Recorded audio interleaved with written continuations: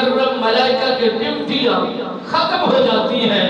انسان کی روح جسم سے جدا ہوتی ہے، بارگاہ خداوندی میں یہی کرام کاتبین عرض کرتے ہیں مولا ہمیں آسمان پر 4 انگل کے برابر جگہ عنایت فرمائی جائے جہاں پر بیٹھ کر ہم تیری حمد کر سکے، تیری تسبیح بیان کر سکے، تیرا ذکر اذکار کر سکے۔ مالک بیڑیاد نے فرمایا آسمان کی بلندیوں پر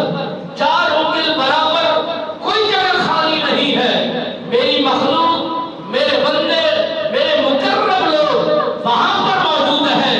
عبادتوں میں، ریاضتوں میں، تسبیحات میں، اذکار میں، حمد و ثنا میں مشغول ہیں۔ میرے خالق و مالک کی بارگاہ میں یہی مکرم ملائکہ پھر عرض کرتے ہیں مولا ہمیں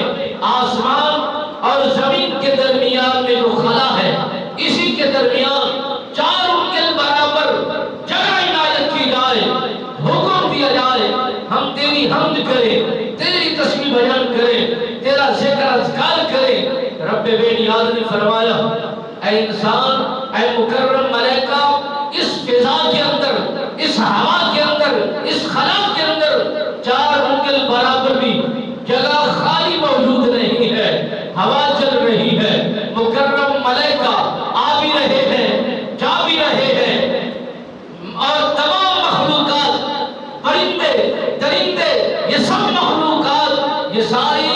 گردش میں موجود ہے، یہ چکر لگا رہی ہے، کوئی آ رہی ہے، کوئی جا رہی ہے، سارا احاطہ مشغول ہے، مصروف ہے۔ ملائکہ عرض کرتے ہیں مولا ہم کیا، ہمارے کیا خاتے میں حکم ہے اور ہمارے لیے کیا حکم باقی ہے؟ جب تک تیرا حکم جاری رہا ہم اس کے اعمال کو دیکھتے رہے،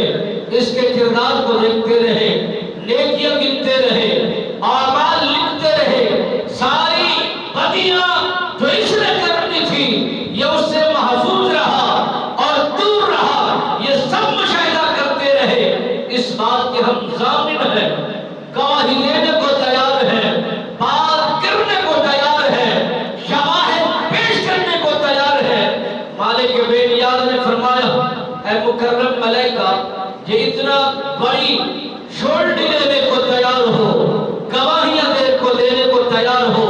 اور اس کے لیے تمہارے لیے یہی عمل باقی ہے جس طرح دنیا میں سانس باقی رہے